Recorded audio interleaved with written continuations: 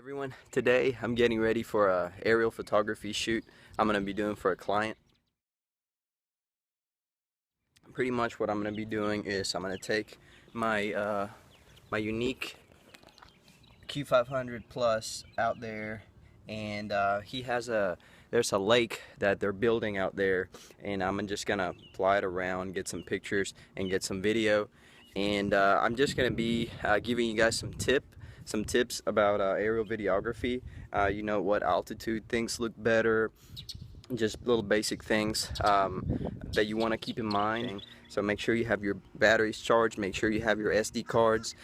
In my case, I like to take my laptop with me, because after I'm done shooting something, I want to be able to see what I shot and if it's good enough, and if not, do another shoot. So that can also be helpful. My unique Q500 package comes all in this box right here. It's so I have has the props, has the I have 3 batteries. I'll make sure also make sure the internal battery on your transmitter is charged, or if you have to replace batteries, make sure you have plenty of power on everything. We're here on the location where I'm going to be filming today. Basically what the guy's doing here is he's building a lake. I'm not sure exactly how big, but he wants me to take it up in the air, take the drone up in the air, and get some aerial video of the progress that's being done here so far.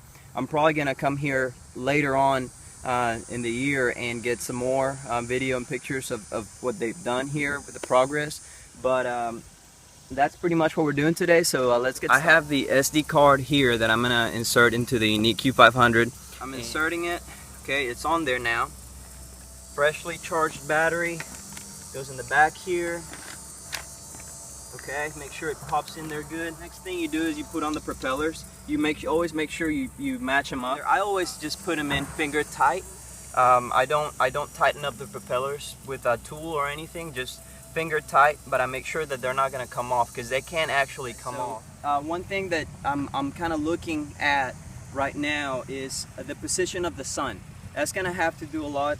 If you're familiar with photography, the position where the light is if you have the light behind you, you're going to be able to get good footage on whatever is in front of that light. So for the most part, you don't want to be in front of the sun, because you're not going to be able to get a lot. So right now the sun is right here, and I'm going to be shooting this area. So I'm mostly going to be keeping the quadcopter over like this, shooting towards that side. So first thing I'm going to do to turn it on is I'm going to power on the transmitter first. Then I'm going to go ahead and power on the quadcopter. For the most part, one thing you want to keep in mind is you always want to keep the quadcopter on a leveled surface.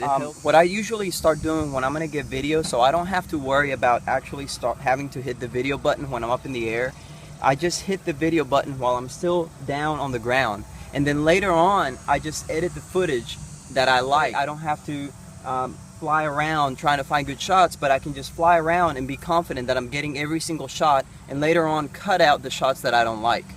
So let's get it up in the air. So with the unique Q500, I'm going to be flying in angle mode, and I'm going to go ahead and start the propellers. Propellers are going, and I'm going to take off here on turtle mode, which is a slow takeoff. Taking off, and I'm off to the races. I'm going to start my video, and it's okay, so I'm recording now.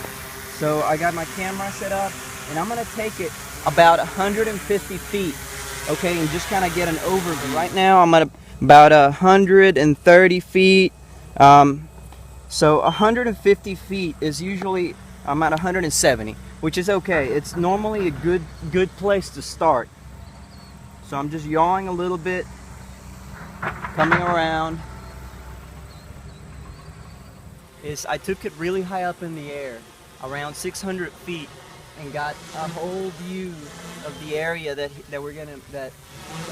area of the lake.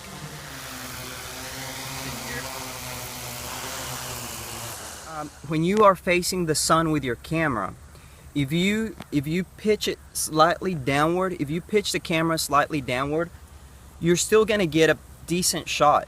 Okay, so don't point your camera at the sun, straight at the light, because it's not going to be good. But if you're flying around, like, you know, right here I'm flying around, and there's some shots where I came around and I was facing the light, but if I had my camera slightly pitched down, it still makes for a good shot because the light is not going straight into the lens. 150 feet is a really good altitude for getting things on the ground. You know, if you're gonna be getting you know, house, cars, if you're just getting a few things that are bigger, 150 feet is a good, because you're pretty safe. You're not gonna hit anything at 150 feet for the most part, unless you're in a really big city, and it gets you pretty nice shots. I really like that. 150 to 200 feet. Once you go higher than that, it's good for just really, you know, big things like, you know, this lake, to get it a really good overview of the lake, things like that. So, and if you're just shooting, you know, people or an event, anywhere from 75 to 150 feet, it's pretty good altitude too. And also, I did a video right in the center of the pond doing a 360, which is kind of a cool shot because, you know, these people are working all around here. So you know, my customer will be able to see just the progress that was done around. Later on, when, you know, he gets the lake on going and everything, you'll be able to look at the progress. And that's basically what this person, this customer wanted the video and the pictures for, is just to check on the progress. Guys, thank you again for watching. Thank you for subscribing. You know, make sure to come back and check out some more videos. If you like quadcopters, I have reviews of all kinds of toy quadcopters, and I do aerial video. So thank you for watching this, and I will see you next time. Bye-bye.